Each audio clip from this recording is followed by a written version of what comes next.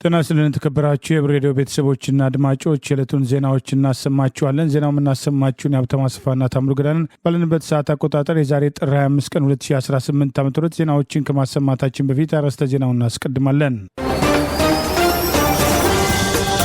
የተጠናከረ የፋኖ ወታደራዊ ጥቃት፣ የስሙላው ምርጫና መግለጫው፣ የወጣቶች አፈሳ፣ የተፈናቃዮች ሮሮ፣ ብሔራዊ ብሶቱና እየሞከርኩ ነው፣ የጀነራሉ ፍቺ፣ ሰብአዊነትና ስፔን አሜሪካና ኢራን የሚሉና ሌሎችም ወቅታዊ ዜናዎች ያሉን ዝርዝሩን እንሆ።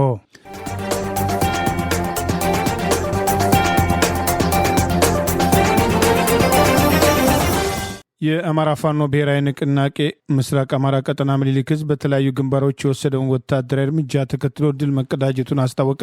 የአማራ ፋኖ ብሔራዊ ንቅናቄ አፋብን ምኒልክ ዕዝ ንጉስ ሚካኤል ኮር አባናዶ ክፍለ ጦር ዛሬ ጥር 25 ቀን 2018 ይፋ እንዳደረገው አርበኛ ሳጅን አደም አሊ አባናዶ ክፍለ ጦር ሁለት ጓድ የብልጽግና አገዛዝ ስልጣን አስጠባቂ ሰራዊት በመደምሰስ ድል ማስመዝገቡን ጠቅሰዋል። የአርበኛ ሳጅን አደም አሊ አባናዶ ክፍለ ጦር ሁለተኛ ሻለቃ ጠላት ከላላ ወረዳ ላይ ከቲርቲራ ወደ ሻፊ ሲጓዝ በደፈጣ ጥቃት ቲሊያ ከምትባል ቦታ ላይ ዛሬ ጥር 25 ቀን 2018 ዓ.ም ከጠዋቱ 3 ሰዓት ላይ አንድ ጓድ የብልጽግና መከላከያና ቁጥራቸው አንድ ጓድ የሚደርስ ባንዳ ሚሊሻ አባላትን በመደምሰስ ድል ማስመዝገቡን ጠቅሷል። የብልጽግናው ስልጣን አስጠባቂ ሰራዊት በገባበት ሁሉ በፋኖ ተደጋጋሚ የደፈጣ ጥቃት ተረጋግቶ መቀመጥና የጥፋት ተልዕኮ እንዳይፈጽም ከባድ ፈተና የገጠመው ሲሆን ይህንኑ የጠላት ኃይልን ረፍት መንሳትና እንዳይረጋጋ የማድረግ ተጋድሎ ተጠናክሮ መቀጠሉን ጠላት ረፍት ማጣቱን ይኸው መረጃ ጠቅሷል። ይህ በእንዲህ እንዳለ በአማራ ፋኖ ብሔራዊ ንቅናቄ የተለያዩ አሃዶች ጥምረት መቄት ወረዳ ላይ ዲሽቃና ብሬን ተኳሾችን ጨምሮ በርካታ ያገዛዙ ስልጣን አስጠባቂ ወታደሮች መደምሰሳቸውን ምኒልክ ዕዝ ዛሬ ጥር 25 ቀን 2018 ይፋ ባደረገው መረጃ ገልጿል። አፋብን ምስራቅ አማራ ቀጠና ምኒልክ ዕዝ የደጋው መብረቅ ኮር ጎንደር ጠቅላይ ግዛት ዕዝ ጨጨሆ ብርጌድ እንዲሁም በመደራጀት ላይ ያለው ራስ አንችልም በጋራ በመሆን በጠላት ላይ በወሰዱት እርምጃ የፋሽስቱ አገዛዝ ስልጣን አስጠባቂ ሰራዊት ሙትና ቁስለኛ መሆኑን ጠቅሰዋል። ዛሬ ጥር 25 ቀን 2018 ዓ.ም በተደረገው የተጠና ኦፕሬሽን የፋሽስቱ ዲሽቃ ተኳሽና ብሬን ተኳሽ እንዲሁም 39 ስልጣን አስጠባቂ እግረኛ ሰራዊት ጭምር መደምሰሱን 9 ባንዳ ሚሊሻዎች 13ቱ ባንዳ አድማ ብተናዎች ሲሆኑ 17 ያገዛዙ ስልጣን አስጠባቂ ወታደሮች የዲሽቃ ተኳሽና የመቄት ወረዳ ሚሊሻ ብሬን ተኳሽም በዚሁ ጥቃት መደምሰሳቸውን ይኸው መረጃ ገልጿል። በርካታ የብሬንና የነፍስ ወከፍ ተኳሾች በሶስቱም የአፋብን አሃዶች መማረክ መቻሉን አስታውቋል። አስከሬና ቁስለኛውን በመኪና ጭኖ ወደ ፍላቂት ከተማ የፈረጠጠው የቀረው የጠላት ኃይል በመቄት ከተማ ከፍተኛ አለመረጋጋትና ፍርሃት በአገዛዙ ስልጣን አስጠባቂ ሰራዊት ላይ መንገሱን ይኸው መረጃ ጠቅሷል። የብአዴን የመንፈስ ልጅ የሆኑት በ70 ሺህ ብርና በ70 ውሸት ተደልለው የአማራን ህዝብ የሚወጉ አድማ ብተናና ሚሊሻ ከብልጽግና ስብስብ የሚከፈላቸው ገንዘብም ሆነ የውሸት ፕሮፓጋንዳ ከውሻ ሞት ሊታደጋቸው ፈጽሞ ባለመቻሉ ወደማይቀረው ተሸኝተዋል በማለት የአማራ ፋኖ ብሔራዊ ንቅናቄ አፋብን ምኒልክ ዕዝ የደጋው መብረቅ ኮር ህዝብ ግንኙነት ክፍልን ጠቅሶ ዛሬ ጥር 25 ቀን 2018 ባወጣው በዚሁ መረጃ ገልጿል። ጦርነት፣ ግጭት፣ መፈናቀል ወሬዎች በሚሰማባት በኢትዮጵያ ውስጥ ለሰባተኛው ጠቅላላ ምርጫ በክልሎችና በከተማ አስተዳደሮች ያለውን የጸጥታ ሁኔታ ለመገምገም ያለመ የተባለ ውይይትም ተካሄደ። የኢትዮጵያ ብሔራዊ ምርጫ ቦርድ ከባለድርሻዎች ጋር የጸጥታ ጉዳዮች ላይ ለመምከር አዲስ አበባ ውስጥ የምክክር መድረክ ያዘጋጀ ሲሆን በመድረኩ የአዲስ አበባ ከተማ አስተዳደር ከንቲባ አዳነች አቤቤን ጨምሮ የክልሎች ርዕሳነ መስተዳደሮች፣ የጸጥታ አካላትና የፖለቲካ ፓርቲ አመራሮች መገኘታቸውም ታውቋል። የቦርዱ ሰብሳቢ ላት ወርቅም ኃይሉ በዚህ ወቅት እንዳሉት ምርጫ ቦርድ ባወጣው ጊዜ ሰሌዳ መሰረት የተለያዩ ተግባራት እያከናወንን እንገኛለን ብለዋል። በዚህም ከጥር 1 ጀምሮ እስከ የካቲት 1 2018 ዓ.ም በሚቆየው የእጩዎች ምዝገባ እስከ አሁን ድረስ 41 በተናጠል እና 15 በ3 የተለያዩ ጥምረት የቀረቡ ፓርቲዎችም እጩዎችን በማስመዝገብ ላይ መሆናቸውን ኃላፊዋም ገልጸዋል። ምርጫው በሚደረግባቸው አካባቢዎች ያለውን የጸጥታ ሁኔታ በአረንጓዴ ቢጫ ቀይ የተለየም ሲሆን በመድረኩ እነዚህ የጸጥታ ሪፖርቶችም ቀርበው ከባለድርሻ አካላትም ግብዓትም ይሰጥባቸዋልም ሲሉ ተናግረዋል። የጸጥታ ሁኔታም ተለዋዋጭ እንደመሆኑ በአንድ መድረክ ብቻ እንደማይቋጭ የጠቀሱትም ሰብሳቢዋ በየጊዜው በሚኖሩ አዳዲስ ሁኔታዎች ተመስርቶ ለምርጫው የሚደረግ የማድረግ ዝግጅት እንደሚቀጥልም ተናግረዋል። ቀደም ሲል ቦርዱ የዘንድሮ ጠቅላላ ምርጫ ድምጽ መስጫን ቀን ባሳወቀበት መድረክ ላይ ለምርጫ አስቻይ ሁኔታዎችም ስለመኖሩ ተጠይቀው ማብራሪያ የሰጡትም የቦርዱ ዋና ሰብሳቢ ወይዘሮ ሜላትወርቅ ኃይሉ አስቻይ ሁኔታ በአንድ ቀን፣ በ3 ቀን፣ በ5 ቀን የሚሰራ አይደለም፣ ቀጣይነት ያለውና እስከ ምርጫው ዕለት ድረስ የሚከናወን ስራ ነው ማለታቸው ይታወሳል። በወቅቱ አስቻይ ሁኔታም ሲባል የጸጥታ ሁኔታ ብቻ አለመሆናቸውን የገለጹትም ሰብሳቢዋ መሬት ላይ ያለውን የፖለቲካ ምህዳርን እንደሚያካትትም ገልጠው ነበር። በዚህም ፓርቲዎችም እንደ ልባቸው ይንቀሳቀሱ አሉ ወይም የሚለውን ላይ ቦርዱ ዕለትም እየሰራበት መሆኑን በወቅቱ መግለጻቸው ይታወሳል። የአማራና የትግራይ ክልሎች በሚዋሰኑበትና በይገባኛል ጥያቄ ከሚወዛገቡባቸው አካባቢዎች መካከል አንዱ በሆነው በጸለምት አካባቢ ምርጫ ቦርድ አካባቢው የትግራይ ክልል ነው የሚል አንድምታ ያለው አቋም መያዙ በብዙዎች ዘንድ ቅሬታና የመነጋገሪያ አጀንዳ መፍጠሩም ተመልክቷል። ለስራ በህዝብ ተሽከርካሪ ሲንቀሳቀሱ በነበሩ ላይ አገዛዙ ስልጣን አስጠባቂ ወታደሮች የቦምብ ጥቃት ሰንዝረው ጉዳት ማድረሳቸው ተገለጸ። ፋኖ በወሰደ ያጸፋ እርምጃ በርካታ የጠላት ኃይል ደምሶ መሳሪያ መማረኩም ተገልጿል። በገበያ የወጣ ህዝብ ላይ ግፍ መፈጸሙና ወጣቶች በገፍ እየታፈሱ መሆናቸው ተገለጸ።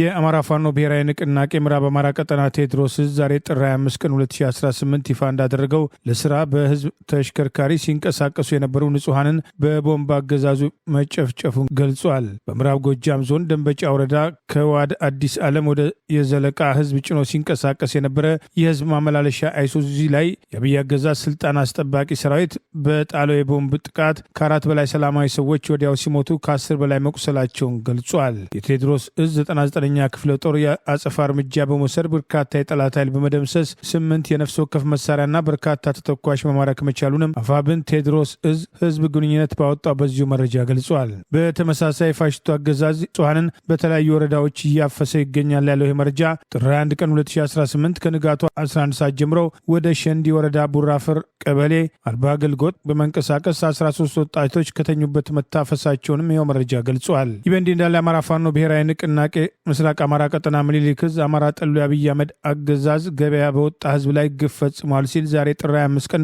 2018 ባወጣው ተጨማሪ መረጃ ገልጿል። በሰሜን ወሎ ዞን አስተዳደር መቄት ወረዳ ፍላቂት ትላልቅ ፎቆችን እንደ ቤተ መንግስት አስቦ የሚኖረው የአፓርታይዱ አብይ አህመድ ስርዓት ያለ የሌለ ኃይሉን አንቀሳቅሶ መቄት ወረዳ አግሪት ገበያ በወጡ ንጹሐን ላይ ጥላቻ በትሩን አሳርፎ ወደ መደበኛ ምሽጉ ፍላቂት ከተማ ፎቅ ስር ተመልሶ ተወሽቋል ሲል አስታውቋል። መቄት ወረዳ አግሪት ገበያ ላይ ከ100 በላይ ወጣቶችን አፍሶ የተመለሰው ያገዛዙ ስልጣን አስጠባቂ ሰራዊት ባገኘው አጋጣሚ ሁሉ ንጹሐን ላይ ከፍተኛ ድብደባ፣ እንግልትና ወከባ በማድረስ የበቀል እርምጃ እየወሰደ ነው ሲል ገልጿል። የገበያ ቀንና ዕለተ ሰንበትን ጠብቆ የሚንቀሳቀሰው የአማራ ጠሉ አገዛዝ ሰራዊት ፋኖን በአውደ ውጊያ ከመፋለም ይልቅ ህዝብን ማሸበርና ማንገላታት ዋነኛ ውጊያ ስልት አድርጎ እየተንቀሳቀሰ ይገኛል በማለት የዛሬው የአግሪት ገበያ ወጣቶች አፈሳና ለገበያ የወጣውን ንጹሐን ህዝብ ላይ ድብደባና እንግልት ያስተባበረው ጥቁር አማራ የመቄት ተወላጁ ኢንስፔክተር አየሁ በላይ እንደሆነ መረጃዎች ማመልከታቸውን ምስራቅ አማራ ቀጠና ምኒልክ ዕዝ ዛሬ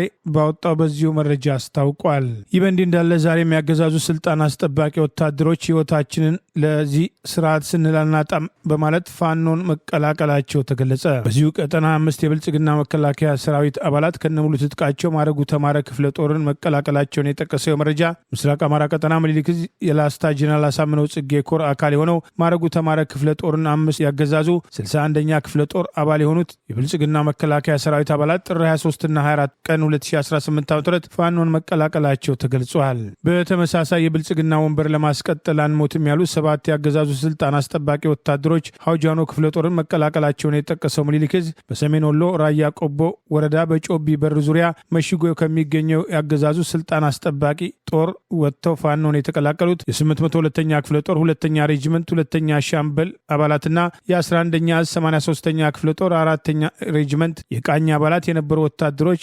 ከወንድሞቻችን ጋር አንዋጋም ብለው 7 የሰራዊት አባላቶቹ ከነሙሉ ትጥቃቸው ምኒልክ ዕዝ ምስራቅ አማራ ኮር 1 ሀውጃኖ ክፍለ ጦርን በሰላም መቀላቀላቸውንም ጨምሮ ገልጿል። በዚህም ያገዛዙ ጦር በጦርነቱ የተሰላቸና ለአገዛዙ ባለስልጣናት ሲባል ህይወቱን ማጣት እንደማይፈልግ በተደጋጋሚ በተግባር እያሳየ መሆኑም ተገልጿል።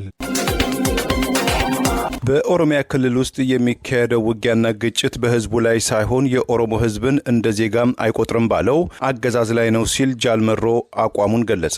ለጊዜው በይፋም ካልተገለጸም ከአንድ የኦሮሚያ ክልል ጫካ ውስጥ ከአሜሪካው የዜና አገልግሎት አሶሲኤትድ ፕሬስ ጋር ቃለምልስ ያደረገው የፌዴራል መንግስቱ በአሸባሪነት የፈረጀው የኦሮሞ ነጻ አውጪም ሰራዊት መሪው ጃልመሮ ታጣቂ ቡድኑ ሲቪሊያኖችን ከዘራቸው ጋር በማያያዝ ጥቃት ይፈጽምባቸዋል ስለሚለው የተባበሩት መንግስታት መርማሪዎች ቡድንና የመንግስት ውንጀላን በሰጠው ምላሽ የኛ ጦርነት በሰዎች ላይ ሳይሆን ጨካኝ ህዝብን ለዘመናት እየጨቆነ ነው ባለው አገዛዝ ላይ ነው ብሏል። የኦሮሞ ነጻ አውጪ ሰራዊት ዓላማን በተመለከተ የኦሮሞ ህዝብን እንደ ቁስም ሳይሆን እንደ ዜጋ የሚመለከት ሁሉን አካታች በህዝቦች ፍላጎት ላይ የተመሰረተ የዲሞክራቲክ ስርዓት በኢትዮጵያ እንዲመጣ ነው ሲል ጃልመሮ የታጣቂ ቡድኑን አቋም ገልጿል። እንደ አምነስቲ ኢንተርናሽናል ቃል አቀባይ ሳራ ካሚኒም የቀደመ ሪፖርት በኦሮሚያ ክልል ውስጥ በሰላማዊ ዜጎች ላይ ለተፈጸመውና ዛሬም ለቀጠለው የሰብአዊ መብት ጥሰት የፌዴራል መንግስቱና የኦሮሞ ነጻ አውጪ ሰራዊትም ተጠያቂዎች ናቸው ብለዋል። በኦሮሚያ ክልል ውስጥ በቀጠለው ግጭትና ጦርነትም ሳቢያ ጋዜጠኞችና የሰብአዊ መብት ተሟጋቾች እንደ ልብም ተንቀሳቅሰው የመዘገብና የመቃኘት እድል እንደሌላቸው የገለጸው አሶሲኤትድ ፕሬስ ያነጋገራቸው በአፍሪካ ቀንድ የሰብአዊ መብት ተሟጋች የሆኑት ጌቱም ሻኬቶ ያለመታደል ሆኖ በኦሮሚያ ክልል ውስጥ የሚታየው የሰብአዊ መብት ጉዳይ በተገቢው መንገድ ሪፖርት አይደረግም፣ ከህዝብ ጆሮም አይቀርብም ብለዋል። እየሞከርኩ ነው የብዙሃኑን ኢትዮጵያዊ ኑሮ ገላጭ የሆነ የኮሜዲያኑ አገላለጽና ተግባር ሰፊ መነጋገሪያ ሆኗል። ብዙሃኑ ህዝብ እንዳይናገር ታፍኖ እንጂ እየሞከርኩ ነው የእያንዳንዱ ሰው ጩኸት የብዙሃኑ ህዝብን ልብ ያደመጠ የጥበብ ሰው ለህዝብ ድምፅ መሆኑን በአጭር ቪዲዮ ያሳየ ታላቅ ስራ መሆኑን ብዙዎች እየተቀባበሉት ይገኛል። ኮሜዲያን ያሲኖ በሰራውና ከአከራዩ ጋር የሚያደርገው ቃለ ምልልስ የመሰለው የብዙሃኑ ስራ ያላቸው የኑሮ ውድነቱና ኢኮኖሚያዊ ቀውሱን ተከትሎ ልጆቻቸውና ቤተሰቦቻቸውን መርዳት ያልቻሉ በየቀኑ በኑሮ ጫና ውስጥ እየተሳቀቁና እየተሸማቀቁ የሚኖሩ ሰርቶ ሆድን አሸንፎ ለልጆችና ለቤተሰብ ተርፎ መኖር የማይቻልበት ደረጃ መድረሱን በግልጽ ያሳየና ብዙሃኑ ህዝብ እየሞከረ እየታገለ በዚህ የኑሮ ጫና ውስጥ መኖሩን የኮሜዲያን አሚኖ አጭር ስራ ያሳያል ተብለዋል።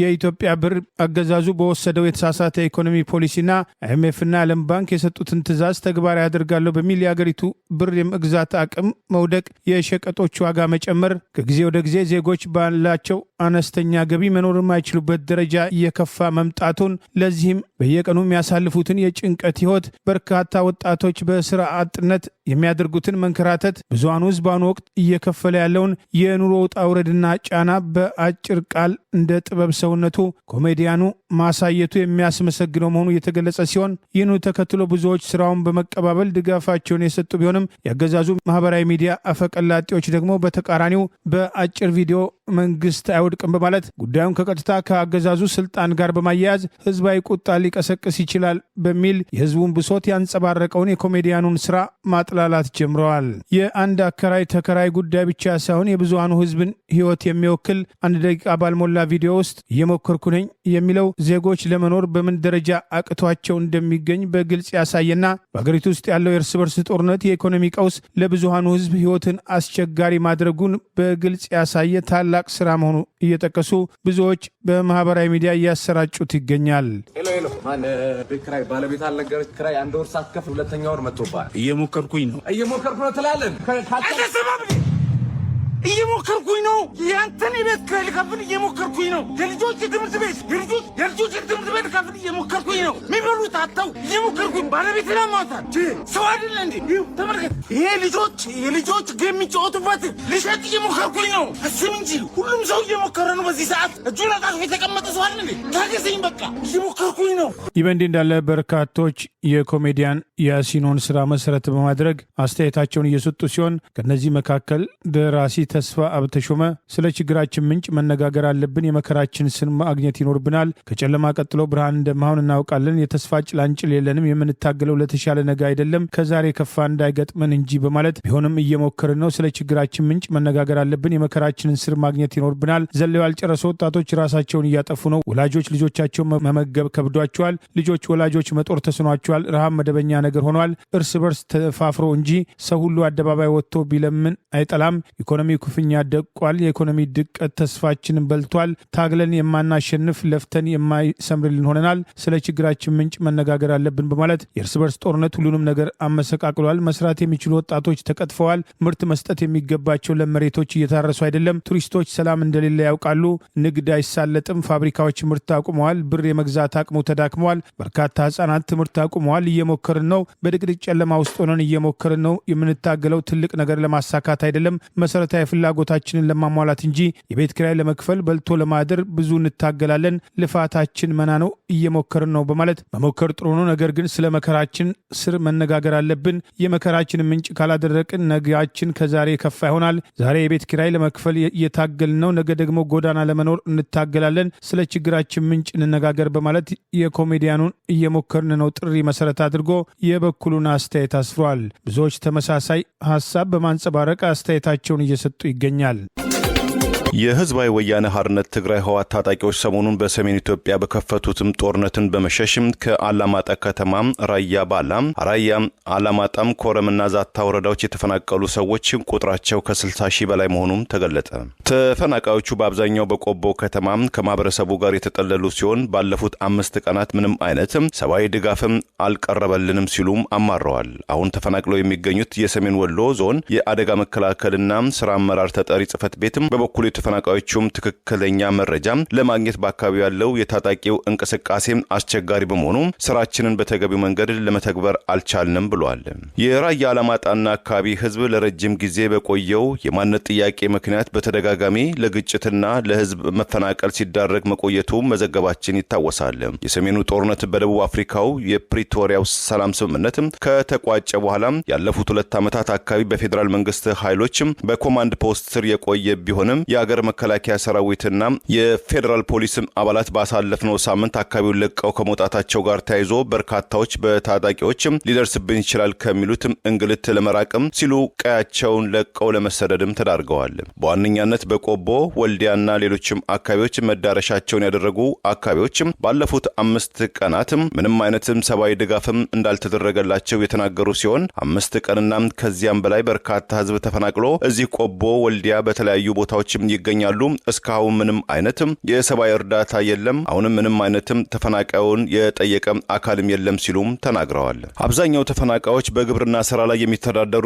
በመሆናቸው ተያይዞ የዕለትም ገቢ የሌላቸው ሲሆኑ በተፈናቀሉበት ቆቦ ከተማ ውስጥ አስቸጋሪ ሁኔታ መጋፈጣቸውም የዓይን እማኞች ገልጠዋል። ቆቦ ከተማ ውስጥ አሁን ተፈናቅለው የገቡት የማህበረሰብ ክፍል ለማስተናገድ በቂ የመጠለያ ስፍራ እንደሌለ የሚናገሩት አስተያየት ሰጪዎች በርካታ ሰዎች ኑሯቸውን በጎዳና ላይ ማድረጋቸውን ገልጸዋል። ምንም አይነት የሰብአዊ ረድኤትም አቅርቦትም የለም። ከተማውም ትንሽ ነው። ቆቦ የመጣው ተፈናቃይ ከፍተኛ ቁጥር ያለው ተፈናቃይ በመሆኑ በከተማው ላይ ከፍተኛ ጫና ፈጥሯል። ምግብ የለም። በጣም ችግር ውስጥ ወድቀናልም ሲሉ ተናግረዋል። የሰሜን ወሎ ዞን ወደ ቆቦ ከተማ የገቡ ተፈናቃዮችን የመለየትና የሰብአዊ እርዳታ በተገቢው መንገድ እንዲዳረስ ለማድረግ የባለሙያ ልዑካን ቡድን በመመደብ እየሰራ መሆኑን የገለጸም ሲሆን የሰው ኃይል የተደራጀ ማሰማራቱና እየተቆጠረ ነውም ብሏል። የሰሜን ወሎ ዞን አደጋ መከላከልና ስራ አመራር ተጠሪ ጽህፈት ቤት ኃላፊው አቶ አለሙ ይመር በበኩላቸው በርካታ ሰዎች መፈናቀላቸውን ገልጸው በመጠለያ ጣቢያም ለማሰባሰብ ስላልተቻለም ከማህበረሰቡ ጋር እንዲቆዩ መደረጋቸውን ገልጸዋል። ቁጥራቸውንም ከ60 ሺህ እስከ 70 ሺህ እንደሚደርስም ኃላፊው ግምታቸውን ሰንዝረዋል። በወልቃይት በተደረገ የተቃውሞ ሰልፍ ህወሓት ከአገዛዙ ጋር ሰሞኑን የገባበትን ትንኮሳ ተከትሎ አካባቢውን በኃይል ለመቆጣጠር የሚደረገውን እንቅስቃሴ እንደማይቀበል ህዝቡ በተቃውሞ ድምፁን አሰማ። በራያ የብልጽግና ፓርቲ ካድሬዎች ህዝቡን ህወሓት እንዲቃወም ለሰልፍ በግዳጅ እንዲወጣ እየቀሰቀሱ መሆኑ ታውቋል። በአማራ ክልል ወልቃይት ጠገዴ፣ ሰቲት ሁመራ ዞን በአራቱም ወረዳዎች በ5 ከተማ አስተዳደሮች የሚገኙ ነዋሪዎች የህወሓትን ዳግም ወረራ ፍላጎትና የጦርነት እንቅስቃሴ እንቃወማለን በማለት ዛሬ በአካባቢው እነ ኮሎኔል ደመቀ ዘውዱን ጨምሮ በአካባቢው ብልጽግና ባለስልጣናት አስተባባሪነት የተቃውሞ ሰልፍ አድርገዋል። ሰልፉ እምቢ ለዳግም ባርነት በሚል መሪ ቃል የተካሄደ ሲሆን በሰልፉ ላይ ተገኝተው ንግግር ያደረጉት የወልቃይት ጠገዴ ሰቲት ሁመራ ዞን ምክትል አስተዳዳሪና የሰላምና ጸጥታ መምሪያ ኃላፊ የአማራ ማንነት አስመላሽ ኮሚቴ ሰብሳቢ ኮሎኔል ደመቀ ዘውዱ ሰልፉ 3 ዓላማዎችን ማነገቡን አስታውቀዋል። ሰላም ለሁሉም አስፈላጊ መሆኑን፣ የህወሓት ጦር ሰባቂነትና ተስፋ በተለጣፊነት የማውገዝ እንዲሁም ህዝቡና የዞኑ አስተዳደር ከፌዴራል መንግስቱ ጎን መቆሙን የሚያመለክቱ ናቸው ያሉ ሲሆን ሌላው ለአብይ አህመድ የተደረገ ድጋፍ መሆኑን ገልጸዋል። እኛ ሰላም እንጂ ጦርነት አንፈልግም ያሉት ኮሎኔል ደመቀ ዘውዱ የህወሓትን ጸረ ሰላም እንቅስቃሴ መላው ኢትዮጵያ ህዝብ ሊቃወመው ይገባል በማለት ብልጽግናና ህወሓት ያደረጉትን ስምምነት ተከትሎ የአካባቢውን አስተዳደር ጭምር ለማፍረስ ማሰባቸውን በቅርቡ ጌታቸው ረዳ የሰጠውን አስተያየት ተከትሎ ተቃውሞ በአደባባይ በማቅረብ የሚጸና እንጂ የሚፈርስ አስተዳደር የለም ያሉት ኮሎኔል ደመቀ ዘውዱ ምርጫ ቦርድ 7ኛ ያለውን ሀገራዊ ምርጫ አስታኮ አካባቢውን በምዕራብ ትግራይ ስር የተጠቃለለ አድርጎ ያወጣውን የምርጫ ጣቢያ በተመለከተ በዚህ የተቃውሞ ሰልፍ ላይ የጠቀሱት ነገር የለም። ከነጻነት በፊት ህወሓት በወልቃይት ጠገዴ አማራ ህዝብ ላይ ያልፈጸመው ግፍና በደል የለም ያሉት ኮሎኔሉ አሁን ያንን ግፍና በደል ለመድገም በማለም የፕሪቶሪያውን የሰላም ስምምነት በመጣስ በተለያዩ የአማራ አካባቢዎች የዳግም ወረራ እንቅስቃሴ ያደረገ ይገኛል በማለት አገዛዙ በጉዳዩ ላይ በይፋ መግለጫ ባይሰጥም አብይ አህመድ በመፈንቅለ መንግስት የአማራ ክልል ፕሬዚዳንት ካደረጋቸው አረጋ ከበደ መግለጫ በኋላ በሰልፍ ላይ ህወሓት ከብልጽግና ጋር የገባበትን የሰሞኑን ግጭት አውግዘዋል። ኮሎኔል ደመቀ ዘውዱን ጨምሮ የአካባቢው ባለስልጣናት የዞኑ አስተዳዳሪ አሸተ ደምለውና በስራቸው ያሉ ብልጽግና ፓርቲ አባላትና አመራር ነን የሚሉ ግለሰቦች የወልቃይት የአማራ ማንነት አስመላሽ ኮሚቴ የወልቃይት የአማራ ማንነት ጥያቄን አብይ አህመድ ወደ ስልጣን ላይ ከወጡ በኋላ ባለፉት 7 ዓመታት በላይ ለምን ጥያቄውን አልመለሱም? ለምን ለወልቃይት ጠገዴ፣ ሰቲት ሁመራ፣ ለጠለምትና የራያ የማንነት ጥያቄዎች ተከትሎ በጀቱ ዛሬ ድረስ ለምን በትግራይ ክልል ስር እንዲመደብ ይደረጋል? ጌታቸው ረዳ በአደባባይ አስተዳደር ይፈርሳል ከማለት አልፎ ምርጫ ቦርድ ያወጣውን ሊስት በተመለከተ ኮሎኔሉ አይተው እንዳላየ መሆናቸው ዛሬም በጥያቄ መነሳት ጀምረዋል። ይህ በእንዲህ እንዳለ በራያ ቆቦ የማንነት ጥያቄ ከሚነሳባቸው የራያ አካባቢዎች የህወሓት ታጣቂዎችን በተፈናቃይ ስም ጭምር በማስፈር የአካባቢውን አስተዳደር ያፈረሰው አገዛዝ የራያ ቆቦ ህዝብን ህወሓትን ተቃውማችሁ ሰልፍ ውጡ የሚል ቅስቀሳ በካድሬዎቹ በኩል በማሰራጨት ጫና እየፈጠረ መሆኑ ታውቋል።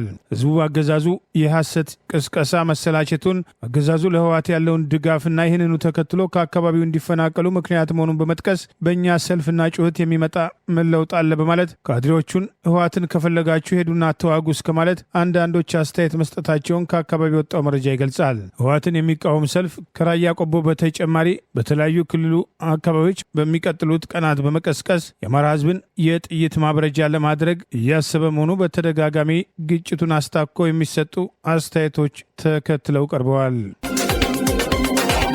ከጠላት ጋር አሲረዋል። ህዝባዊ ወያነ ሓርነት ትግራይ ህወሓትም የትግራይ ኃይሎች ብሎ የሚጠራውን ታጣቂ ቡድንን አንቋሻዋልም ተብለው ሰሞኑን በትግራይ ክልል ውስጥ በቁጥጥር ስር የዋሉት ብርጋዴር ጄኔራል ጉዑሽ ገብሬ በዋስ እንዲለቀቁ ነገር ግን ትግራይ ክልል ለቀው እንዳይወጡ ፍርድ ቤት ውሳኔ አስተላለፈ።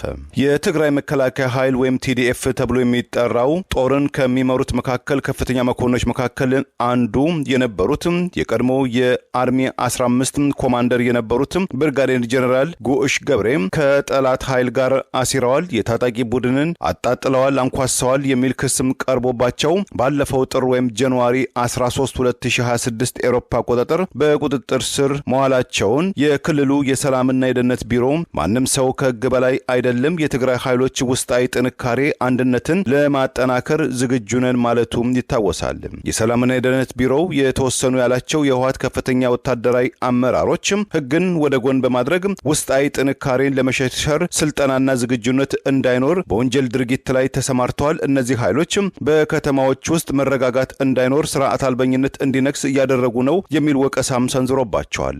ህዝባዊ ወያነ ሓርነት ትግራይ ህወሓት ባቋቋመው የመጀመሪያ ደረጃ ፍርድ ቤትም የቀረቡት ቀደም ሲል ከቤተሰቦቻቸው ከጠበቆቻቸው ጋር እንዳይገናኙም ተከልክለው የነበሩት ብርጋዴር ጄኔራል ጉዑሽ በ60 ሺህ ብር ዋስም እንዲፈቱ ነገር ግን የምርመራ ጊዜያቸው ቀጣይ በመሆኑ የትግራይ ክልል ዋና ከተማ መቀሌ ለቀው መውጣት እንደማይችሉ ፍርድ ቤቱ መወሰኑን ከክልሉ የወጡ መረጃዎችም ገልጸዋል። ለከሳሽ አቃቢ ህግም ቀደም ሲል የ8 ቀናት የምርመራ ጊዜ ሰጥቶ የነበረው ፍርድ ቤቱ ባለፈው ጥር ወይም በፈረንጆቹም ጃንዋሪ 27 2026 በነበረው ችሎት ጄኔራል ጉዑሽ በእስር ቤት ቆይታቸው የኢትዮጵያ ህገ መንግስት አንቀጽ 21 ህዝባር 1 እና ህዝባር 2 ታሳሪዎች በቤተሰቦቻቸው በዶክተሮቻቸው በህግ ባለሙያዎች በሃይማኖት አባቶች መጎብኘት አለባቸው የሚለውን ህገ መንግስታዊ መብትን መጣስን ከቤተሰቦቻቸው አካባቢ ለቀረበው አቤቱታ ፍርድ ቤቱ ስለመመልከቱ አለመመልከቱ በዝርዝር አልተገለጠም። የህወሓትና ብልጽግና አገዛዝ ሰሞኑን የጀመሩትን ግጭት ተከትሎ ተቋርጦ የነበረው ወደ ትግራይ የሚደረግ የአየር በረራ ከነገ ጀምሮ እንደሚከፈት ከአየር መንገዱ የወጡ መረጃዎች መግለጽ ጀምረዋል። የኢትዮጵያ አየር መንገድ ባለፉት 5 ቀናት ወደ ትግራይ የሚደረገውን በረራ ያቋረጠ ቢሆንም በይፋ ማህበራዊ ገጹ ጭምር ለምን በረራውን እንዳቋረጠ የሰጠው ምላሽ ባይኖርም ለ5 ቀናት ተቋርጦ የቆየው በረራ ከነገ ጀምሮ እንደሚጀመር አየር መንገዱን ዋቢ ያደረጉ ምንጮች ዘግበዋል። በመቀሌ ከተማ የሚገኘው ድሪም የአውሮፕላን ትኬት መሸጫ ቢሮ ለነገ 8 በረራዎች እንዳሉ ተገልጾላቸው ሽያጭ ሲያከናውኑ መዋሉን ከአየር መንገዱ ያገኘው መረጃ በነገ ዕለት በረራ እንደሚጀመር የሚያስረዳ መሆኑን ጠቅሶ ኢትዮጵያን ኢንሳይደር ዘግበዋል። ለነገ በረራዎች የተዘጋጁ ሁሉም ትኬቶች ተሽጠው ማለቃቸውን የገለጸው በመቀሌ የሚገኘው ድሪም የአውሮፕላን ትኬት መሸጫ ቢሮ ለረቡዕ ጉዞ የሚሆኑ ትኬቶች ከነገ ጠዋት ጀምሮ ለሽያጭ እንደሚቀርቡ ገልጸዋል። የአየር መንገዱ በረራ ከተቋረጠባቸው የትግራይ ከተሞች መካከል አንዱ ወደ ሆነው ሽሬ ከተማ በነገ ዕለት ከጠዋቱ 12:40 ጀምሮ ከአዲስ አበባ የሚነሳ በረራ እንዳለ ተቋሙ ዛሬ በድረ ገጹ ላይ ሲያስተዋውቅ የዋለ ሲሆን ከአዲስ አበባ ወደ አክሱም ከተማ ከጠዋቱ 1:50 ጀምሮ የሚደረግ በረራ መኖሩን የተቋሙ ድረ ገጽ ይገልጻል። ከአክሱም ወደ አዲስ አበባ የሚደረግ የመንገደኞች በረራ በነገ ዕለት እንደሚኖር ከአየር መንገዱ መልእክት እንደደረሳቸው ስማቸው እንዳይጠቀስ የፈለጉ አንድ የአዲስ አበባ ከተማ ነዋሪ መናገራቸውን የጠቀሰው ዘገባ እኚሁ ግለሰብ እናታቸው ከ15 ቀናት በፊት ለሰርግ ወደ አክሱም ከተማ መጓዛቸውና በመጪው የካቲት 5 ለመመለስ ትኬት ቆርጠው እንደነበርም አስታውሷል። ወደ ትግራይ ከተሞች የሚደረገው በረራ መቋረጡን ተከትሎ ከዚህ በፊት በሰሜን ኢትዮጵያ የነበረውን አይነት ጦርነት ከተጀመረ ከእናታችን ጋር ተለያይተን ልንቀር ነው በሚል ስጋት ምክንያት መላው ቤተሰብ ጭንቀት ላይ ወድቆ እንደነበር ይኸው ግለሰብ መጥቀሱን፣ በዚህ ምክንያት አየር መንገዱ በረራ ድንገት ከተጀመረ የጉዞ ማስተካከያ ለማድረግ ወስነው በየቀኑ ክትትል ሲያደርጉ መቆየታቸውንም ገልጿል። የትግራይ ጊዜያዊ አስተዳደር ፕሬዚዳንት ሌተናንት ጀነራል ታደሰ ወረደ ከትላንት በስቲያ በክልሉ ለሚገኙ በአስተዳደሩ ቁጥጥር ስር ላለው መገናኛ ብዙሃን በሰጠው መግለጫ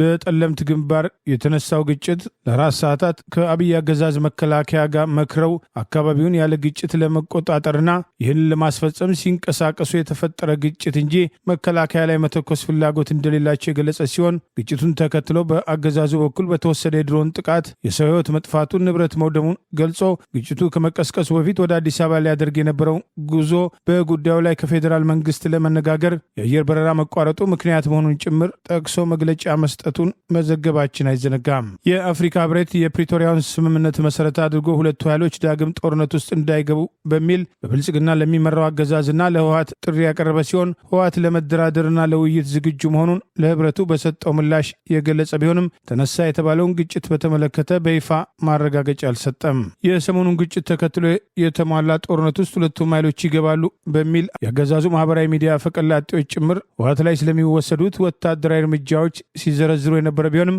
ሁለቱ ኃይሎች ጦርነት ገጥመው በየበኩላቸው ሰው ከማስጨረስ ውጭ ተመልሰው ይገናኛሉ በሚል ተጨማሪ ጦርነት እንደማያስፈልግና በሀገሪቱ ያሉ የእርስ በርስ ጦርነቶችም እንዲቆሙ በተደጋጋሚ ጥሪ ሲያቀርቡ ሰንብተዋል።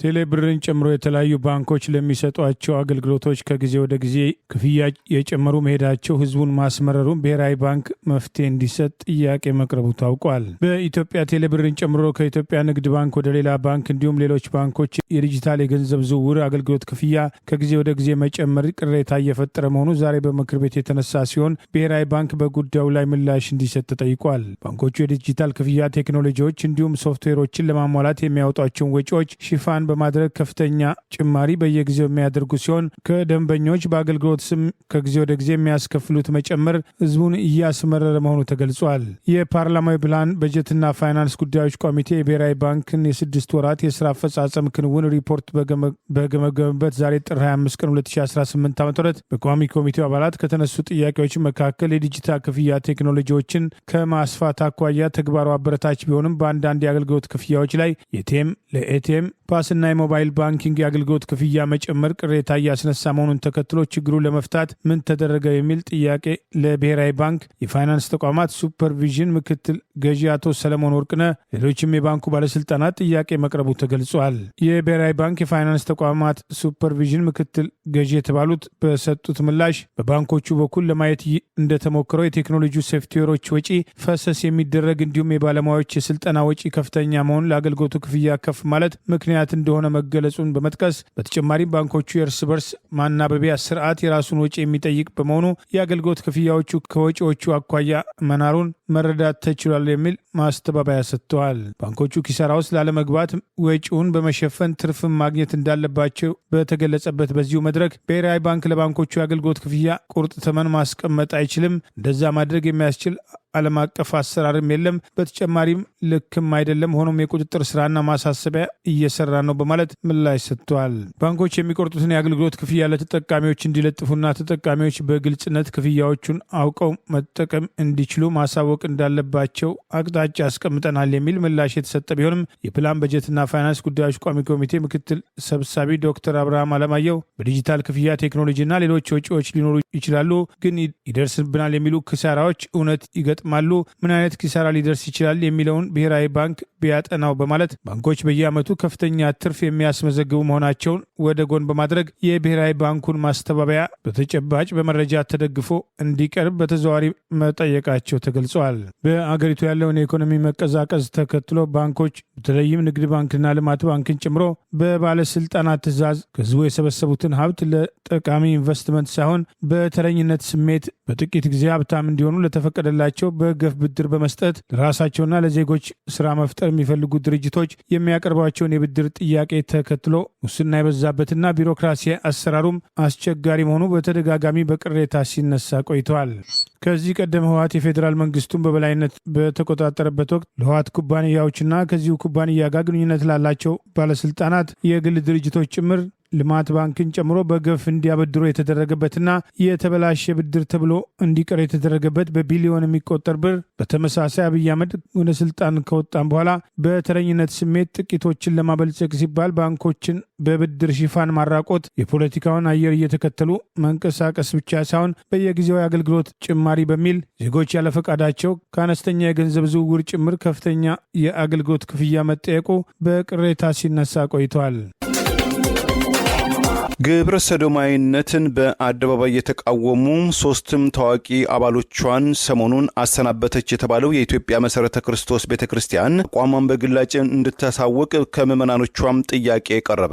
የኢትዮጵያ መሰረተ ክርስቶስ ቤተክርስቲያን ከግብረ ሰዶማውያን ድርጅቶች ጋር ግንኙነት ልትፈጥር አይገባም፣ ምክንያቱም ይህ አይነቱ አካሄድም በፈጣሪም ዘንድ ሆነ በሕግ አግባብ ያስጠይቃል፣ ያስከስሳል የሚል ተቃውሞ ያሰሙት ዶክተር ስዩም አንቶኒዮስ፣ አቶ ሰለሞን ገብረ ማርያም እና ወንድም አሰፋ ደሜ የተባሉ በመንፈሳዊ ሕይወታቸውና በዓለማዊ ኑሯቸው ለብዙዎች ምሳሌ መሆናቸው የተነገረ በቤተክርስቲያናችን ስም መነገድ ይቁም፣ የጌታ ኢየሱስ ክርስቶስ ስም ከሰዎችም ዝና ይበልጣል የሚል ጥያቄ በማንሳታቸው ከቤተክርስቲያኒቱ አባልነት መሰረዛቸውን በትላንትናው ዕለት መዘገባችን ይታወሳል። ይህ የቤተክርስቲያኒቱ ሰሞነኛ እርምጃም ካሰጋቸው አማኞች መካከል አንዱ የሆነችው ዘማሪትም ሶፊያ ሽባባው በማህበራዊ ትስስር ገጿ እንዳጋራቸው አንዳንዶቻችን ልጆቻችንን በምድረ አሜሪካ ውስጥ ማስተማር እየቻለን አሻፈረኝ ብለን ወደ አገራችን ኢትዮጵያ የተመለስነው በሀገረ አሜሪካ ተስፋፍቷል ባለችው ግብረ ሰዶማዊነት ምክንያት እንደሆነ፣ ከዚህም ክፉ ነገር ለልጆቻችን መደበቂያ ዋነኛ ቤተክርስቲያን፣ ሁለተኛም የምንወዳት አገራችን ኢትዮጵያ ነችን ብላለች። ማምለጫና ማስመለጫ ከምንላት ከቤተክርስቲያን አካባቢ ሰሞኑን የተሰሙት ነገሮችን ለማመን ይከብዳል ያለችው ዘማሪት ሶፊያም ሽባባው መሰረተ ክርስቶስ ቤተክርስቲያን ግብረ ሰዶማዊነትን የሚያወግዙ አባሎቿን አሰናበተች የሚለው ዜና እንደ ሌሎችም የማህበራዊ ሚዲያም ዜናዎችም ሰሞኑን ሰምተን ታዝበን የምናልፈው የአንድ ሰሞን የማህበራዊ ሚዲያም ወሬ አድርገነው ልናልፈው የማንችለው ጉዳይ በመሆኑ ብዙዎቻችንን ሊያሰናክል በሚችል በዚህ ጉዳይ ዙሪያም ከመሰረተ ክርስቶስ ቤተክርስቲያንና ከካውንስሉ አፋጣኝ ምላሽ እንዲሰጠን በታላቅ ትህትና እጠይቃለሁ ብላለች ዘማሪት ሶፊያ ሽባባው። መሰረተ ክርስቶስ ቤተክርስቲያን ሆነችም ካውንስሉ እስከ አሁን ድረስ በጉዳዩ ዙሪያ የሰጡት ማስተባበያም ወይም ማብራሪያም የለም። የግብረ ሰዶማዊነትም የሚያበረታቱ ድርጅቶች ከእምነት ተቋማትና ከመንግስት ጋር ስለሚኖራቸው ግንኙነት በዝርዝር ባይገለጽም በኢትዮጵያ ውስጥ ይህንን ተግባር የሚፈጽሙ ወገኖች በእስራትም ይቀጣሉ፣ በማህበረሰቡ ዘንድም የተገለሉ መሆናቸውን የተለያዩ መረጃዎች ይገልጻሉ። አሜሪካ በኢራን ላይ ጥቃት ከሰነዘረች የአካባቢው ሀገራት ሁሉ ወደ ጦርነት እንደሚገቡ ኢራን እያስጠነቀቀች ሲሆን ሳውዲ በበኩሏ ትራምፕ እርምጃ ካልወሰዱ ኢራን መልሳ ትጠናክራለች በማለት ስጋቷን ገልጻለች። በመካከለኛው ምስራቅ አሜሪካ በኢራን ላይ ጥቃት ልትሰነዝር ትችላለች፣ ጥቃቱን ተከትሎ ጦርነት ይነሳል የሚሉ ስጋቶች እያደጉ ሄዱ ሲሆን የኢራኑ ጠቅላይ መሪ አያቶላ አሊ ካሜኔ በአሜሪካ በኩል ቴህራን ላይ ጥቃት የሚፈጸም ከሆነ ማንኛውም ጥቃት ቀጠናዊ ጦርነት ያስከትላል በማለት ከወዲሁ አስጠንቅቀዋል። ካሜኔ አሜሪካኖች ጦርነት ከጀመሩ በዚህ ጊዜ የሚነሳው ቀጠናዊ ጦርነት እንደሚሆን ማወቅ አለባቸው በማለት የተናገሩት አያቶላ ከሀገሪቱ መንግስት ጋር ግንኙነት ያለው ታስኒም የዜና ወኪል የአያቶላውን ንግግር ዋቢ በማድረግ ዘግበዋል። ፕሬዚዳንት ዶናልድ ትራምፕ ኢራን ቁም ነገር ያለው ውይይት ላይ እንደሆነችና ይህ ውይይት ተቀባይነት ያለው ውጤት ላይ እንደሚደርስ ተስፋ ማድረጋቸውን የገለጹ ሲሆን የኢራን ውጭ ጉዳይ ሚኒስትር አባስ አራክቺ በበኩላቸው በቴህራን መርሃ ግብር ላይ ስምምነት ላይ መድረስ እንደምንችል እርግጠኞች ነን ሲሉ መናገራቸውን ሲኤንኤን ጠቅሶ ዘግበዋል። ፕሬዚዳንት ትራምፕ የኢራን የኒውክሌር የማበልጸግ ፍላጎትና ጸረ መንግስት ተቃዋሚዎች ላይ በወሰደችው በሺ የሚቆጠሩ ሰዎች የገደለ እርምጃ ምክንያት ጣልቃ እንደሚገቡ ደጋግመው የዛቱ ሲሆን የኢራን ውጭ ጉዳይ ሚኒስትር አራክቺ እንዳለመታደል ሆኖ አሜሪካን እንደ ተደራዳሪ አጋር ለማየት ያለን እምነት አጥተናል በማለት በቀጠናው ባሉ ወዳጅ ሀገራት በኩል የሚደረገው የመልእክት ልውውጥ ከዋሽንግተን ጋር ፍሬያማ ንግግር እንዲኖር እያመቻቸ ነው ሲሉ ተናግረዋል። የኢራን ከፍተኛ የደህንነት ባለስልጣናት አሊ ላሪጆኒ የድርድር ማዕቀፍ የማዘጋጀት ሂደት ውስጥ ለውጥ እየታየበት እንደሆነ የገለጹ ሲሆን በቀጠናው የሚገኘው ኃይሏን እያጠናከረች ያለችው አሜሪካ ዩኤስኤስ አብርሃም ሊንከን የተሰኘውን የአውሮፕላን ተሸካሚ መርከብ ወደ አካባቢው ካስጠጋች በኋላ የአሜሪካ ማዕከላዊ ዕዝ በአረቢያን ባህር ላይ የተንቀሳቀሰ መሆኑ ታውቋል። ፕሬዚዳንት ዶናልድ ትራምፕ ኢራን ሙሉ ለሙሉ የኒውክሌር መርሃ ግብሯን እንድታቋርጥና ለዚህም ጊዜ እንደሌላት ይህ ካልሆነ እርምጃ እንደሚወስዱ ባለፈው ሳምንት ማስጠንቀቃቸው አይዘነጋም። የድርድር ተስፋና እንቅስቃሴውን ተከትሎ የፕሬዚዳንት ዶናልድ ትራምፕ እርምጃ ያሳሰባት ሳውዲ አረቢያ የአገሪቱ መከላከያ ሚኒስትር ካሊድ ቢን ሳልማን እዚህ አሜሪካ ውስጥ በተደረገ የግል ውይይት ላይ አሜሪካ ኢራንን ካልመታች ያገዛዙ ተጠናክሮ ይወጣል ማለታቸውን በስፍራ የነበሩ ምንጮችን የጠቀሱ ዘገባዎች ዛሬ ወጥተዋል። የኢራኑ ውጭ ጉዳይ ሚኒስትር ፕሬዚዳንት ዶናልድ ትራምፕ በተደጋጋሚ ዛቻ ያደረጉበት የአገሪቱ ገንዘብ የመግዛት አቅም መዳከምና የኑሮ ጫናውን ተከትሎ የተነሳባቸውን ተቃውሞ ለማፈን የወሰዱትን የኃይል እርምጃ በተመለከተ ዛሬም አሜሪካና እስራኤል በሺ የሚቆጠሩ ሰዎች ተገድለውበታል የተባለውን ተቃውሞ መደገፋቸውን ገልጸዋል። በኢራን የተካሄደው ተቃውሞ ኢራን ከእስራኤልና ከአሜሪካ ባለፈው ዓመት ሰኔ ለ12 ቀናት ያደረጉት ጦርነት ተከታይ ጥቃት ነው በማለት ተቃውሞቹ ከህዝብ ፍላጎት ጋር የሚያገናኛቸው ነገር የለም ሲሉ አስተያየታቸውን የሰጡ ሲሆን የሚያከብረን እናከብራለን፣ ለሚዝትብን ደግሞ ተመሳሳይ መልስ እንሰጣለን በማለት የኢራኑ የውጭ ጉዳይ ሚኒስትር አባስ አራክቺ ከአሜሪካ በኩል ለሚሰነዘሩ ዛቻዎችና የውይይት ሀሳቦች ኢራን ለሁሉም እንዳመጣጡ ምላሽ እንደምትሰጥ መናገራቸውም ተዘግበዋል። ከግማሽ ሚሊዮን ለሚጠጉ ሰነድ አልባ ስደተኞች ሰሞኑን ህጋዊ ፍቃድ የሰጡት የስፔኑ ጠቅላይ ሚኒስትር እኛም ለሰው ልጆችም ክብር ቦታም እንሰጣለን በማለትም ለተወካዮቻቸው ምላሽ ሰጡ። የሶሻሊስት መራሹ የስፔን መንግስት ከግማሽ ሚሊዮን ለሚጠጉ ስደተኞችም ሰሞኑን ህጋዊ የመኖሪያ ፍቃድ መስጠቱ በጸረ ስደተኞችም አቀንቃኞች ዘንድ ብርቱም ትችትም አስነስቶበታል። የአገሪቱም ጠቅላይ ሚኒስትር ፔድሮ ሳንቼዝ 46 ሴኮንድ ርዝማኔ ባለው ተንቀሳቃሽ ምስል በእንግሊዝኛ ቋንቋ በዋነኛነትና በስፓኒሽን ቋንቋ በደጋፊነት ባስተላለፉት መልእክታቸው አንዳንድ ወገኖች እኛ ከመጠን ያለፈ ለስደተኞች ሩህሩህ እንደሆንን ህጉን እንደተላለፍን አድርገው ይተቻሉ።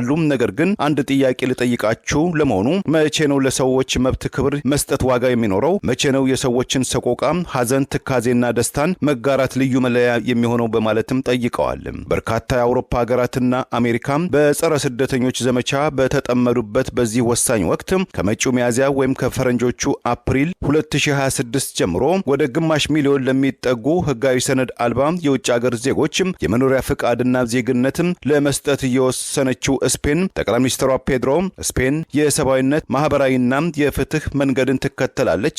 በገበያዎቻችን፣ በአውቶቡስ ተራዎች፣ በልጆቻችን ትምህርት ቤት አብረውን ያሉ ለእኛ ቤተሰቦችም ትኩረት የሚሰጡ በመስክ ስራ ላይ የተሰማሩ አገራችንን ለመገንባት ከኛ ጋር በጋራ ለቆሙ የውጭ ሀገር ዜጎችም ከስፔን ህዝብ ጋር ድርና ማግ የሆኑ ሰነድ አልባ ዜጎችም የመኖሪያ ፍቃድ ያገኛሉ። ስፔን እንግዶችን ተቀባይ እንጂ አግላይ አይደለችም። ሰብአዊነት፣ አብሮነትና ፍትህ መመሪያችን፣ መለያችን ነው ብለዋል። የስፔን መንግስትም ይህ በበርካታ ስደተኞች ዘንድ የእግዚአብሔር ስጦታ የተባለውን የመኖሪያ ፍቃድ ለመስጠት የወሰነው ከዛሬ 2 ዓመት በፊት በፈረንጆቹ 2024 ከ700 ሺህ በላይ የካቶሊክ ቤት እምነት ተከታዮች 900 የሚጠጉ የተለያዩ ማህበራዊ ድርጅቶችም ፊርማቸውን በማሰባሰብ ለስፔን ፓርላማ ባቀረቡትም ለስደተኞችም ጠገን ጠያቂዎች ህጋዊ ፍቃድ ይሰጥ ውትወታ ውጤት መሆኑ ተነግሯል። በሚሊዮኖች የሚቆጠሩም ተመልካቾችን ትኩረት የሳቡ የስፔኑ ጠቅላይ ሚኒስትር ፔድሮ ሳንቼዝም መልእክት አንዳንድ ወገኖችም የጸረ ፕሬዝዳንት ትራምፕ በማለትም ለስደተኞች ያላቸውን ቀረቤታም ገልጸዋል። የስፔን መንግስት ለስደተኞች የሰጠው ልበ ርህሩህነት ከአገር ውስጥናም ከውጭ ሀገራትም ተቃውሞ እንዳስተናገደም ተገልጧል። ለዛሬ ያሉን ዜናዎች እነዚህ ናቸው። ዜናውን ስታደምጡ ለቆያችሁ የህብር ሬዲዮ ቤተሰቦችና አድማጮች ምስጋናችን ይድረሳችሁ። የህብር ሬዲዮ ኦፊሻል ቻናላችንን ሰብስክራይብ ያላደረጋችሁ ሰብስክራይብ በማድረግ በተጨማሪም የደውል ምልክቱን በመጫን የህብር ሬዲዮ ቤተሰብ እንድትቀላቀሉ በአክብሮት እንጋብዛለን። እንደ ወትሮ ሁሉ የህብር ሬዲዮ ቤተሰቦች ፕሮግራሞቻችንን ላይክ በማድረግ ሼር በማድረግ አስተያየቶቻችሁን በመስጠት አብሮነታችሁን እንድትገልጹ በአክብሮት እንጠይቃለን። በድጋሚ እናመሰግናለን። ጤና ይስጥልን። ቸር እንቆይ።